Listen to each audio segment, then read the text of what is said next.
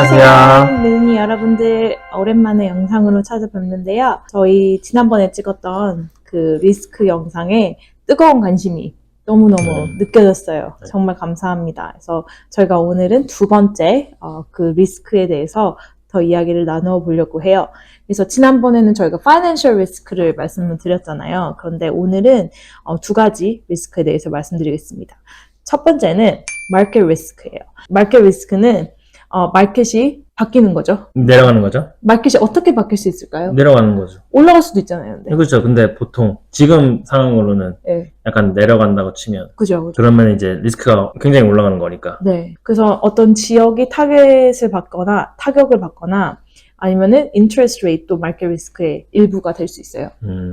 그래서 지역에 예를 들어 플로리다 같은 경우에 홍수가 진짜 많이 났잖아요. 그래서 지금 제가 듣기로는 플로리다의 어떤 지역은 아예 인슈런스 컴퍼니에서 인슈런스를 안 해준다 그래요. 내가 집을 사도 인슈런스를 안 해준대요. 그러면 집을 못 사지 않나요? 그러니까 그걸 해줄 수 있는 사람을 이제 인슈런스 인슈런스 컴퍼니를 찾아서 이렇게 해야 되는데 메이저 그런 회사들이 그걸 잘 안 해주다 보니까 인슈런스가 너무 가격이 확 올라버리고 프리미엄이 진짜 높겠네. 예, 엄청 높아진 거죠. 그래서 인슈런스 때문이라도 사람들이 이제 집을 팔게 되는 그런 상황이 되는 거예요. 너무 이렇게 집이 텍스만큼 인슈런스가 너무 비싸지니까. 그래서 이렇게 마켓 리스크가 어떤 경제적인 상황, 이코노미도 될 수 있고, 인트레스트 레이트도 될 수 있고, 이렇게 진짜 뭐 플러드나 자연재해 같은 것만으로도 그 마켓 자체가 집 가격이 이렇게 달라질 수 있다는 그게 부동산의 리스크 중에 하나인 것 같아요. 그래서 그걸 잘 생각을 하고 염두를 하시고 투자를 하셔야 할 것 같습니다. 아니, 인트레스트 레이트가 올라가면은 네. 집값이 내려가는 건가요? 그게 또 모르겠어요. 저희가 경제를 전문으로 하는 사람들이 아니고 저희의 아주 얇은 지식으로 뭐 이렇다 저렇다 말씀을 드리기가 어렵겠지만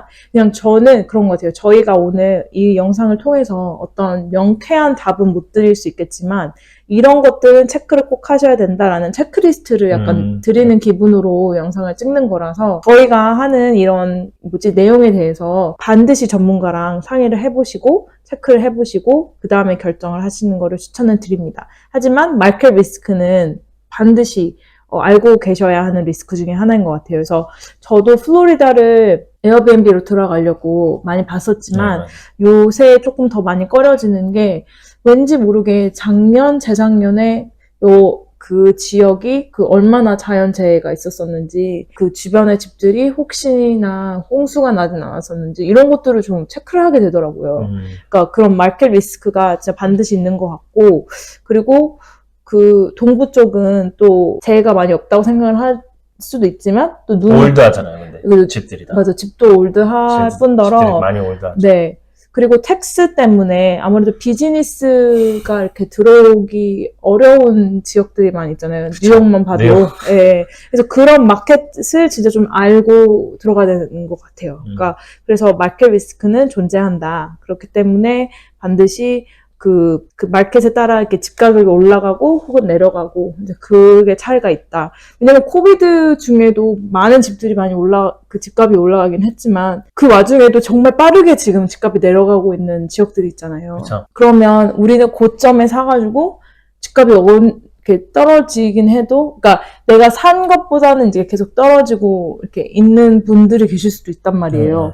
그러면은 정말 마켓 리스크가 되게 완전 파이낸셜 리스크로 바로 이렇게 맞물리게 되니까 네, 중요한 것 같아요. 그러면은 정말 이거 포트폴리오 같은 걸 이렇게 약간 다이버시파이하게 해가지고 어떤 거는 약간 캐시플로우가 많은 집, 어떤 거는 이제 어프리시에이션을 보는 집 이렇게 나눠가지고 투자하는 게 가장 리스크를 줄일 수가 있겠네요. 그렇죠. 아무래도 한 마켓에 집중하는 걸 대부분 많이 추천을 하시는데 어떻게 또 보면은 마켓을 다이버시파이 하는 것도 저는 아주 그렇게 나쁘다고 생각하진 않아요. 이런 걸 생각을 지역 자체를. 지역 그렇죠? 자체를, 네. 지역 마켓 자체를. 그래서 본인이 감당하실 수 있는 한에서는 이제 그게 제일 좋은 것 같다. 그리고 마켓 리스크 같은 경우는 저희가 아무리 조금 뭐라 해야 되지?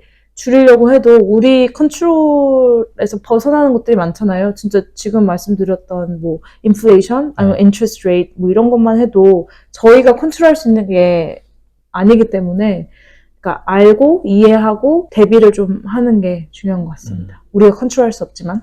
그래서 마켓 리스크를 보면 이렇게 계속 바뀌잖아요. 변동이 있잖아요. 네. 어떤 마켓은 막 어쩔 때는 마켓이 막 올라갔다가 또 마켓이 내려갔다가. 그래서 부동산을 짧게 하려고 하시는 분들은 약간 벌 같은 거. 벌라기보다 그냥 내가 이거 투자를 해서 빨리 홀세일? 홀세일보다도 그냥 이렇게 단기간에 부동산을 해서 목돈을 만들 생각으로 단기간에 투자하시는 분들 있잖아요. 그러면 좀 안 되는 것 같아요. 왜냐면은 분명 10년, 20년 봤을 때 부동산은 올라가요. 그럼 분명히 올라가잖아요. 네. 그런데 그 사이마다 플럭추에이션이 있기 때문에 내가 단기간에 큰 돈을 이렇게 벌겠다. 그래서 부동산에 투자를 해야겠다 하면은 좀 약간 성향이 안 맞는 거. 그러면 이게 길게 봤을 때는 올라갈 수 있으면은 그 어느 지점에서 사든지 버틸 힘만 있으면은 어느 지점에서 들어가도 상관이 없겠네요. 그렇죠. 근데 그죠? 그 버틸 힘을 우리 첫 영상으로 돌아와서 버틸 힘은 뭐다? 캐시플로우. 네, 캐시플로우다. 그래서 그 버틸 힘을 진짜 잘 계산하시는 게 네. 중요하다. 라고 말씀을 드릴 수 있을 것 같아요. 세 번째. 이 세 번째는 제가 진짜 생각을 이렇게 깊이 있게 하지 못했던 리스크 중에 하나였어요. 제일 약간 놀랬었던 리스크 중에 하나예요. 그게 뭐냐면 liquidity risk. 그러니까 바로 리퀴데이트를 할 수가 없는 자산이다. 부동산은. 그쵸. 엄청 오래 걸리죠. 그러니까요. 한번 얘기해 주세요. 그 liquidity risk가 도대체 무엇일까요? 만약에 집을 제가 만약에 이제 캐시플로우도 안 나고 어프리시에이션도 안 나고 해가지고 제가 이거를 파이낸셜 러스 이제 팔다고 생각을 했을 때 뭐 다른 아셋 같은 경우에는 이렇게 바로바로 팔고 이렇게 돈이 바로바로 나오잖아요. 내가 뭐 그렇게 할 수 있는데 리얼 에스테이트는 그 과정이 너무 오래 걸리고 그리고 페이퍼워크도 많이 피도 많고 맞아요. 피가 하기 많죠. 때문에 네. 그래서 이제 리퀴디티 리스크가 진짜 크죠. 만약에 이거를 로스에서 판다고 생각했을 때. 네. 또 이런 경우도 있고 예를 들어 뭐 집에 무슨 일이 생겨서 갑자기 큰 돈이 필요하다 내가. 근데 내가 모든 자산이 다 부동산에 있다.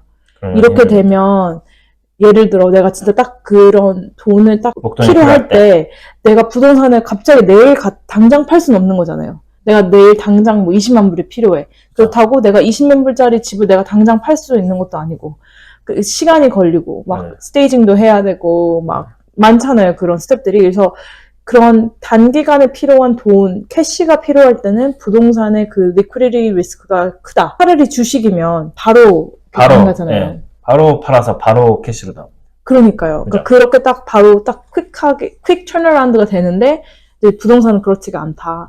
그래서 그 리퀴디티 리스크가 누군가에게 어떤 상황이냐에 따라서 좀 이렇게 되게 임팩트 있는 리스크가 될 수 있다. 그래서 가끔씩 그런 딜 나오잖아요. 평상 그런 원래 그 숏세일 같이 이렇게 집이 갑자기 빨리 팔아야 되는 경우여가지고. 네, 막 20만 불짜리가 막 15만 불, 막 10만 불에 나온다. 17만 불 막 이렇게 네, 막 조금 줄여서 나온다든지. 그러니까 빨리 이걸 팔아야 되니까. 그러면 이제 캐시 많이 갖고 있는 사람들이 그냥 들어가서 사버린 다음에 리파해버리면 그죠.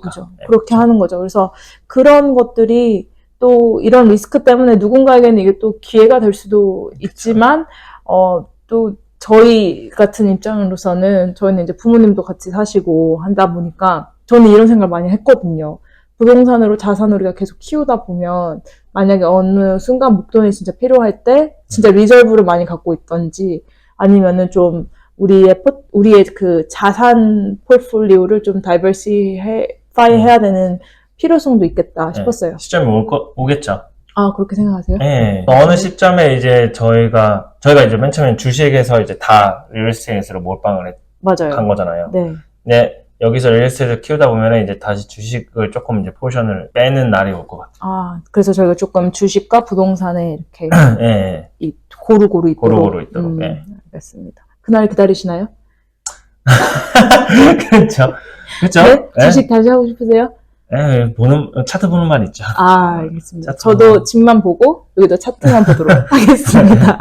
네. 그래서 오늘 진짜 조금 짧게 했지만 두 가지 또 중요한 부동산 리스크에 대해서 말씀을 드렸습니다. 그래서 저희가 첫 번째로 말씀드렸던 게 파이낸셜 리스크가 있었고요. 그리고 오늘은 마켓 리스크, 그리고 세 번째는 liquidity risk, 이렇게 세 가지 말씀을 드렸는데 이 세 가지 다 저는 제일 중요하게 들었던 건 파이낸셜 리스크였고 제일 덜 생각했던 게 리퀴디티 리스크였어요. 왜냐면 엑싯을 생각을 해야 되는 거니까, 솔직히 말해서.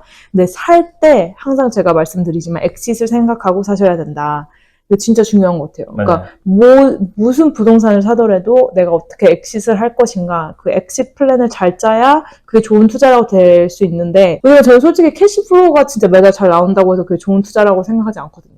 그게 잘 끝나야, 약간 뭔가 마무리가 맞아요. 잘 돼야 좋은 투자라고 생각을 해요. 네, 제가 아는 친구가 엑싯이 안 좋아서 네.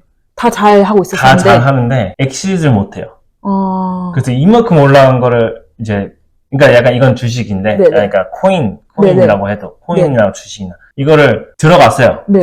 되게 얼리하게. 네. 근데 그거를 막 3년, 4년 버티는데, 네. 어느 순간 그 작은 돈이 엄청나게 큰 돈이 되면, 그러면 이제 엑싯을 해야 되잖아요. 그러니까 생각을 해야죠. 생각을 해. 네네네. 어느 정도 빼던지. 네네. 근데 그거를 자기는 더 가겠다고 네. 해서 놔뒀다가 다시 내려왔어. 그래서 엑싯은 진짜 걔를 보면서 제가 엑싯을 되게 많이 생각을 많이 하게 됐어요.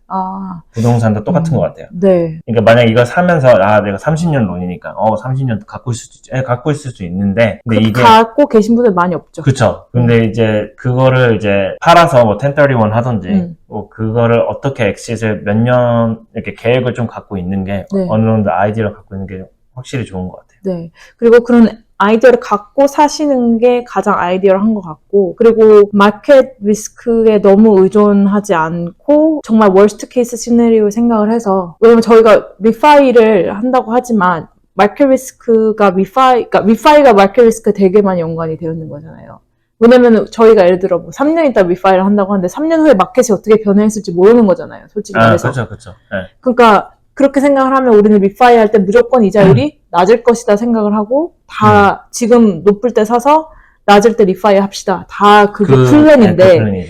근데 진짜 마켓 리스크가 스태그넌시 될 수도 있죠. 맞아요. 그러니까 똑같아질 진짜 똑같을 수도 있고 아니면 더 안 좋아질 수도 있어요, 솔직히 말해서. 그러니까 예상을 한다면. 그쵸. 네. 그러니까 그래서 그런 거 좀 잘 조율을 해보시면서 생각을 해보시는 게 중요한 것 같아요. 그러니까 이걸 듣고 그러면 3년 있다가 안 좋아질 테니까 지금 사지 말아야 되나? 이게 아니고 리스크를 더 생각해라. 네, 리스크를 더 생각하시고 결정하실 때 리스크를 항상 이렇게 마인드풀 하시는 게 중요하다고 생각합니다. 네. 그래서 오늘도 영상 시청해 주셔서 감사하고요. 저희 라이브 같이 참여해 주셔서 재밌는 부동산 이야기 더 많이 나눴으면 좋겠습니다. 오늘도 시청해 주신 밀리니 여러분들 감사합니다. 안녕.